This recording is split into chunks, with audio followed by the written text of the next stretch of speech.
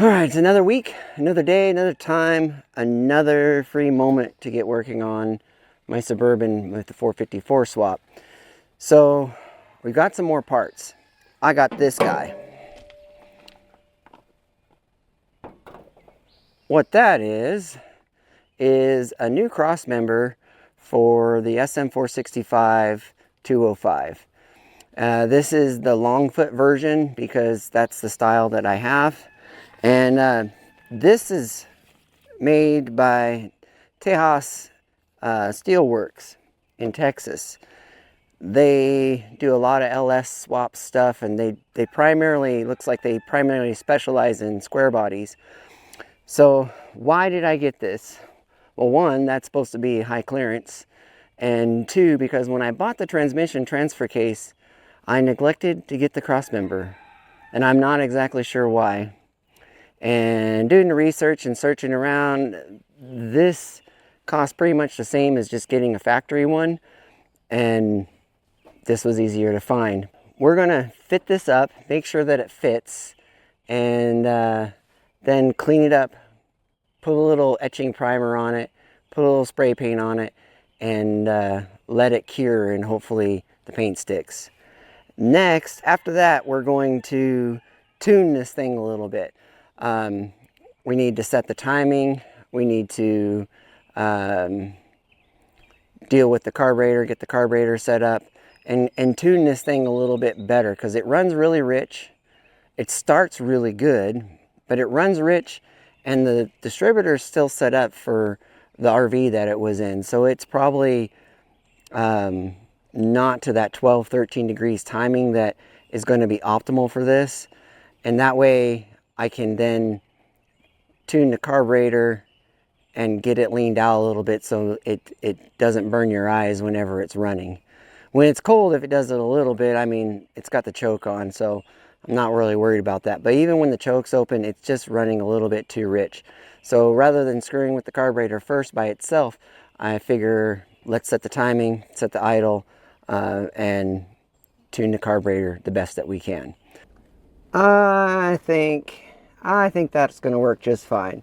It's not quite centered. I got to do a little bit of finagling here, but it's pretty close. And then I'll have to drill all 6 holes because this frame wasn't designed with the SM465 in mind, but cool. I like it. All right, it's a new day. I didn't get to work on this as much as I'd like, but hey, we did get that cross member fitted in. I like how it fits. It's going to do really good. Man, those lights are really bright on my face. Anyway, today I really want to kind of finalize the exhaust as much as possible. I tucked it up as high as I could to make sure that it would clear the cross member, and then I left things kind of tacked and easily modified to help get the clearance in different areas that I thought were really close, but I didn't want to be hopeful and then have them hit the cross member. All right, so as you can see, when I went around the transfer case, I went way into the frame. Well, the problem is right behind that exhaust is the fuel lines, and I want to keep as much heat away from that as possible. So we're going to pull that piece out and cut it down and make it shorter so we can pull away and give a little more air gap between that exhaust and that fuel line. Hopefully it'll help keep some vapor lock. I've got some other ideas as well on how I'm going to keep this thing from vapor locking. So I'm going to set you up, pull this out, and cut it down. So as that goes around, I need to shorten up this. And I think the best way to do that is I'm going to cut it off at this bend and cut another chunk out of here and use a scrap piece like one of these, that I know slides over. And then basically if I do that, then I have quite a bit of adjustability. So we're going to do that.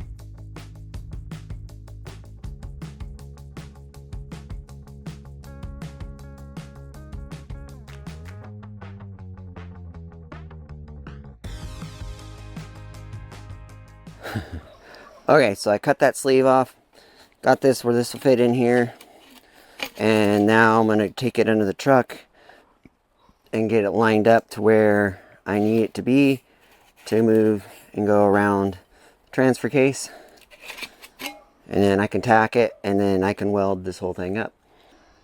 Alright, so here's kind of what we got looking here, kind of a cobbled together weird thing. This pulled it back, goes in kind of like so. Well, you're gonna look at it this way.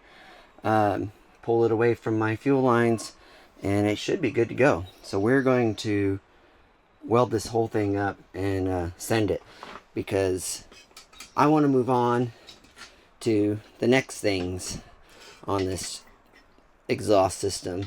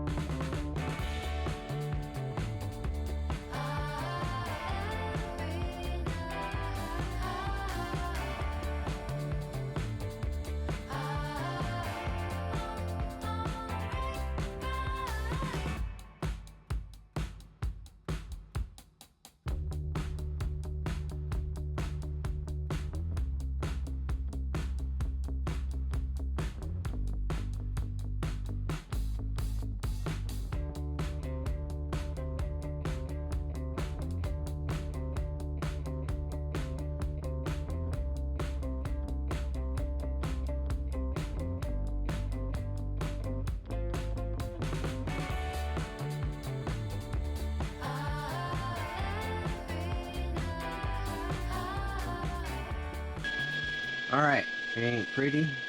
Ain't that pretty? Flux welder sure does have a lot of bearings on it.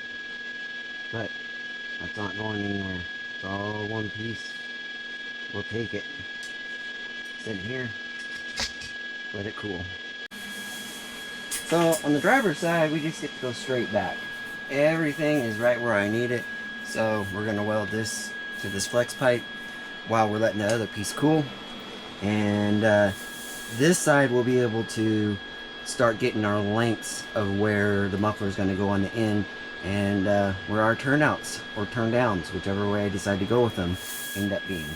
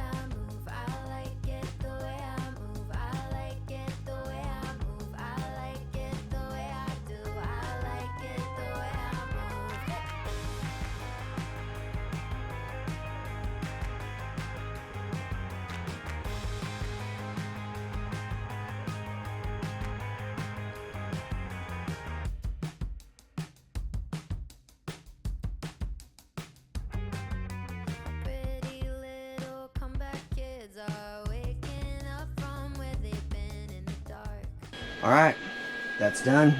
Let's get it back in the truck and then start figuring out where we're gonna put this muffler. Alright, now because I don't want to be welding under the truck, because welding overhead with the exhaust always sucks. Got the muffler marked out. It's gonna go on right like that.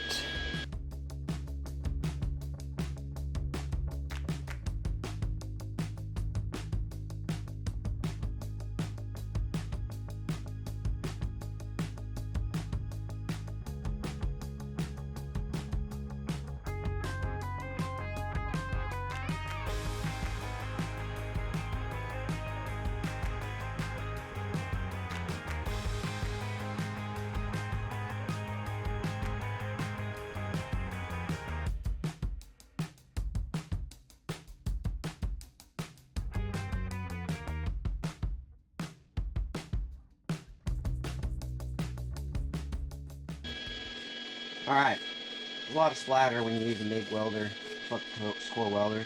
That's what I got. Been building stuff with them for years. Is it pretty? No. Does it work? Yes. So when this is coming off the header, it's coming off somewhat like this.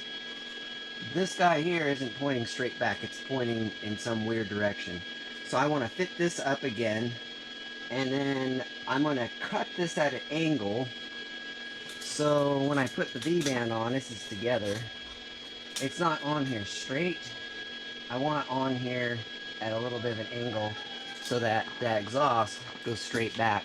And then when we do that, we can measure out our exhaust so that the muffler's in close enough to the same proximity, it doesn't look weird, and cut it off, weld everything up.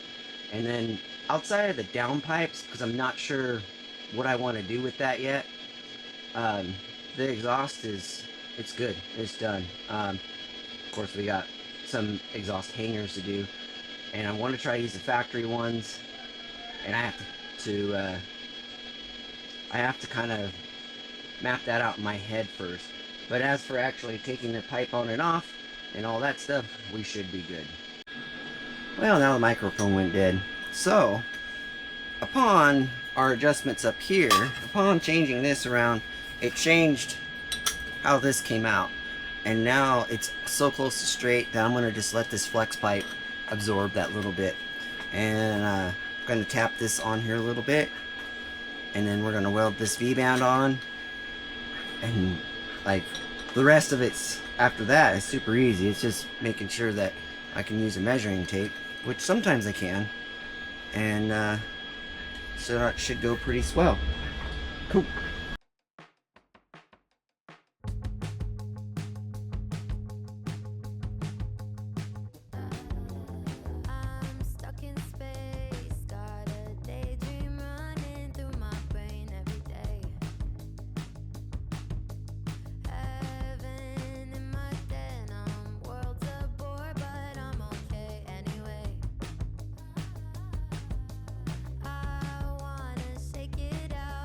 Toss my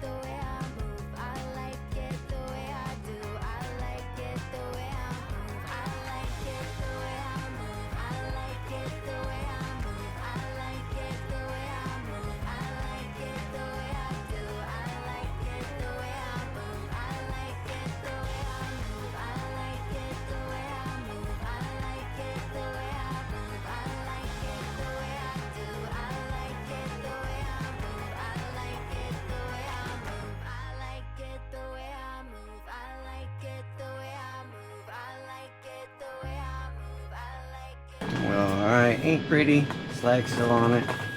It ain't coming off. That's for sure. Alright, so that's welded on there.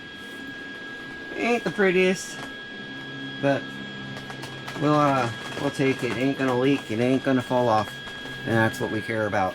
So now this piece can go on, and it doesn't have to come off again. So we're gonna bolt it up permanently and start measure taping, figure out what we need to do for the rest of the pipe to the muffler. So we got all that taken care of. The exhaust is not coming back out. I don't have the hangers done because I need to kind of process that, because the factory hangers, although they're good and they're in good locations, they seem like they make the exhaust hang a little bit low. So I just got it tied up with some wire, and we're going to leave it like that while I decide how I'm going to do it. Because basically I can just take exhaust clamp it on, and be done. But if the exhaust is a little bit lower than it needs to be, it might look funny, or it might look funny and bother me.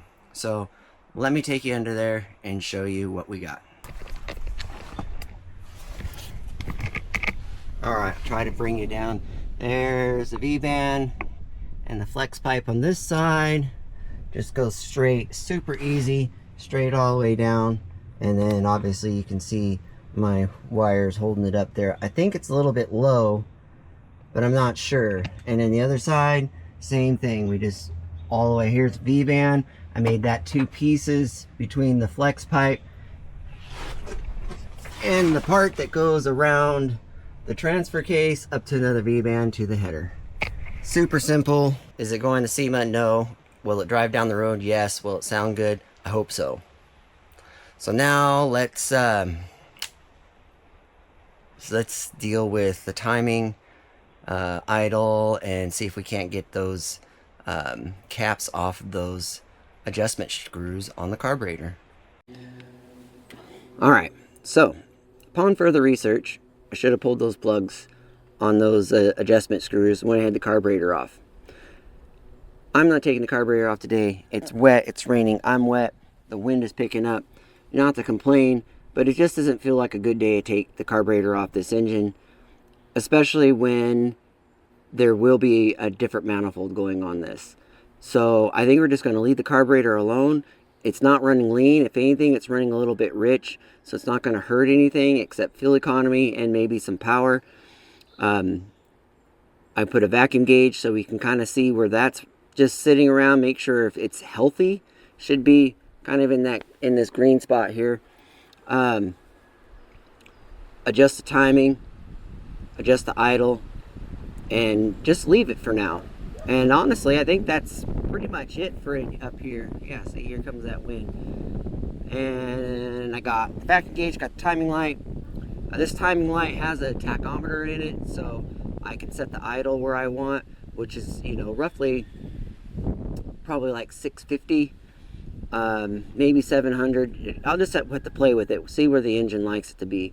Base timing, so with the vacuum advance disconnected, should be like 12 or 13, maybe 14. We'll see what the advance does in the distributor, and then we'll hook the vacuum advance up and we'll rev it up to that 3-4 grand and see if we can't see how much advance.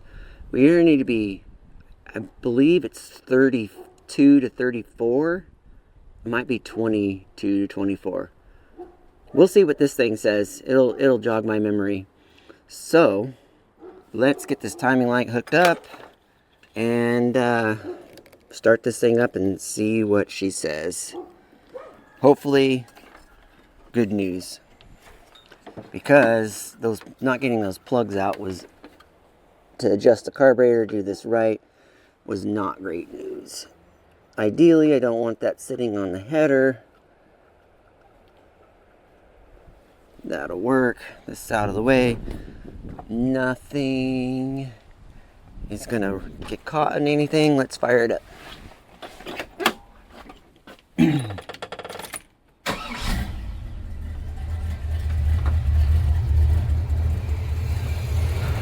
Now, before talking to you guys, I did warm this thing up.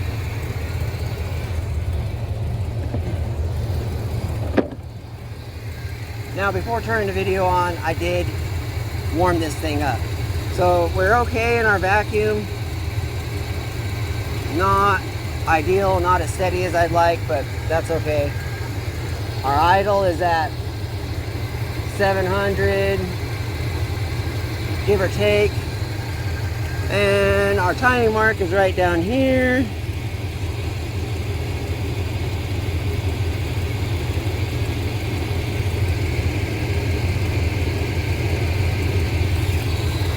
So this is 19 degrees advanced. I don't know why it's that far advanced. So we're going to have to bring that back. Oh, wait.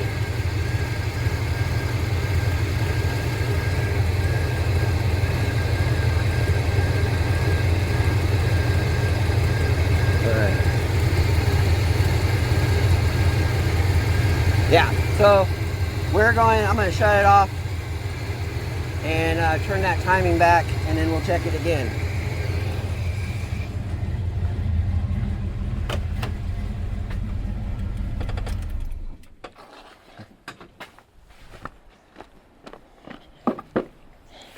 So move this guy out of my way.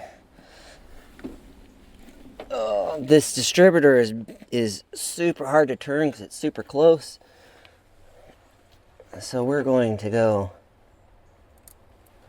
take it back like that and check it. And since it's slick and wet, I really don't want to fall into the front of this thing. So I'm going to turn it off to adjust the timing, which is ridiculous, but it's the reality of what I feel safe doing, especially when everything's slick.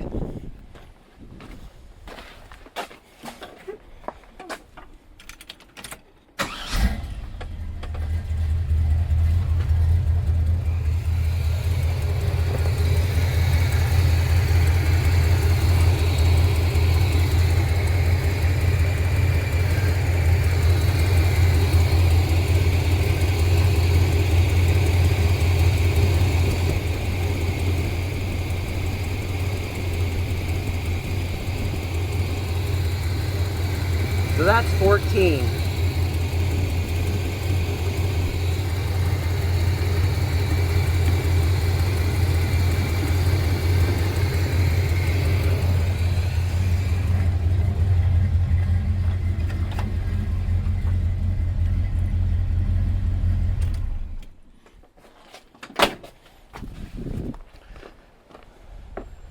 That's 14. And I tell you what, I'm going to stick with that. Oh, I didn't see what the vacuum gauge said. Well, anyway, I guess I better start it up and check that, just to be safe.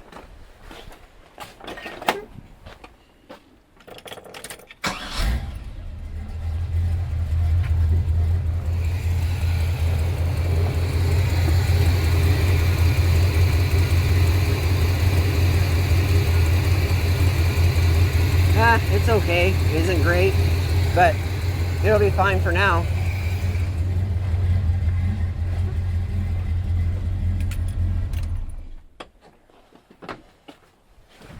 So now, this age-old question of ported or not ported vacuum for your vacuum advance. And to be honest with you, we're going to experiment, see which one this engine likes the best.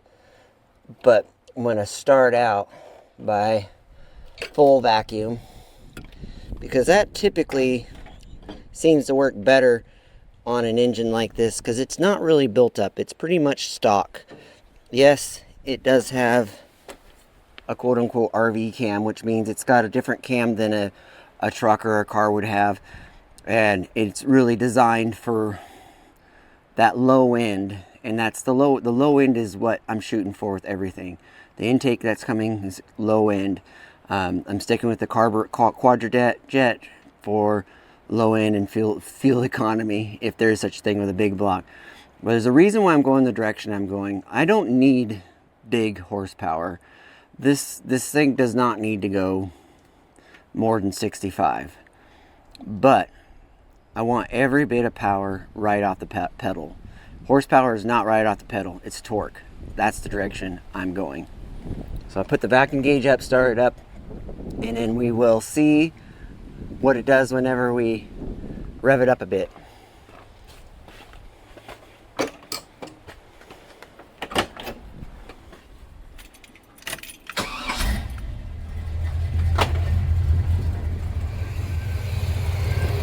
Curious to what it says with the vacuum.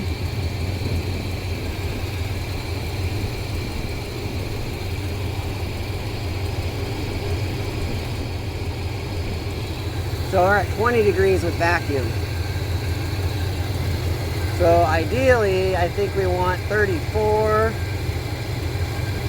So we're gonna put it at 34. Put it on that timing mark.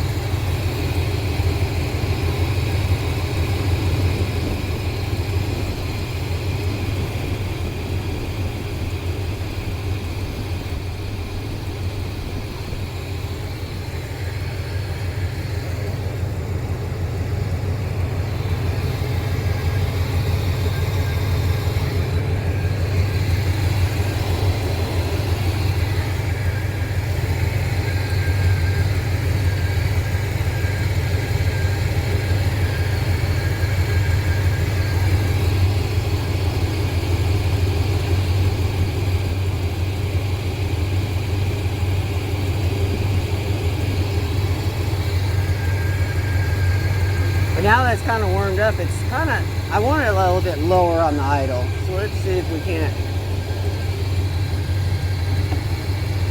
bring that idle down just a smidge.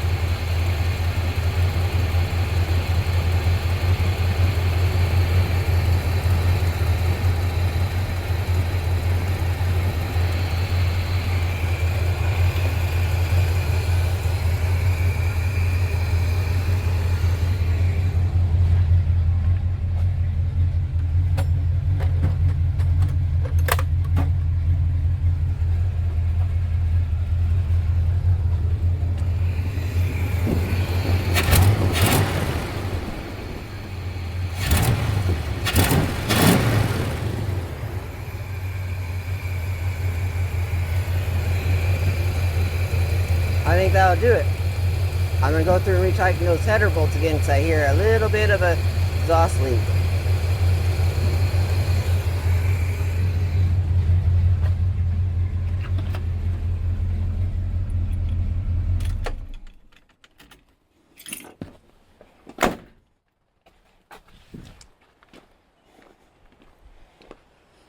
All right, well that was half of getting it kind of tuned up.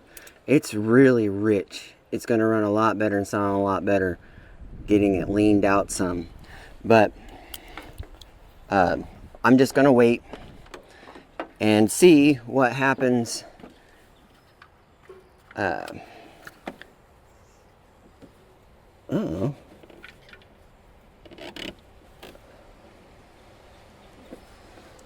That's interesting. That plug wire is not on there like it should. Of course, now everything is freaking hot.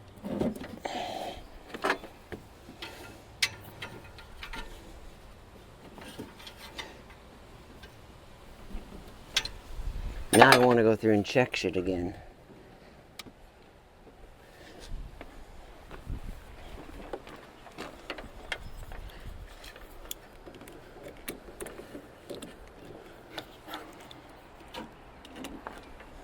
Let's try this again just to check things.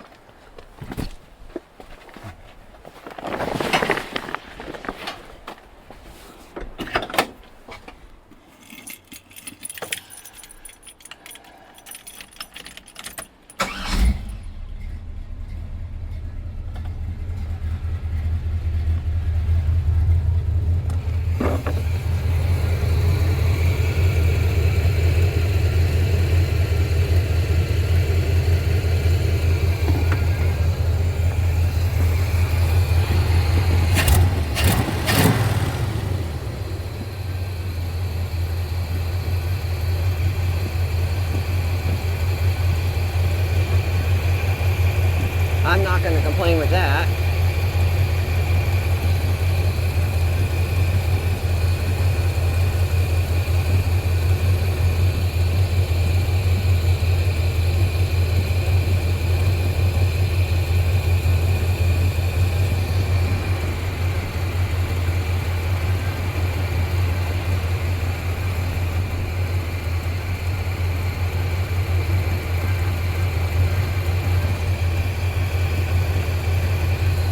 All right.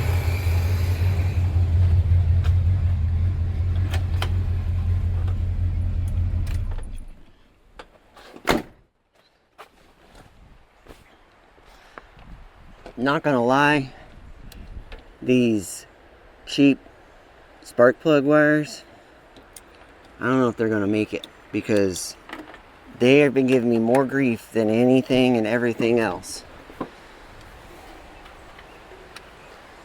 But we'll give them a go for now, and if they continue, then we will get rid of them. So I think that's going to do it for this week, and I thank you guys for watching. If you're enjoying this, and if you haven't, don't forget to hit the subscribe button so you know when I put out another video next week. I appreciate it. Appreciate your time. Appreciate your day. Get out there, take something apart, put it back together, and make it your own. Until next time, see ya.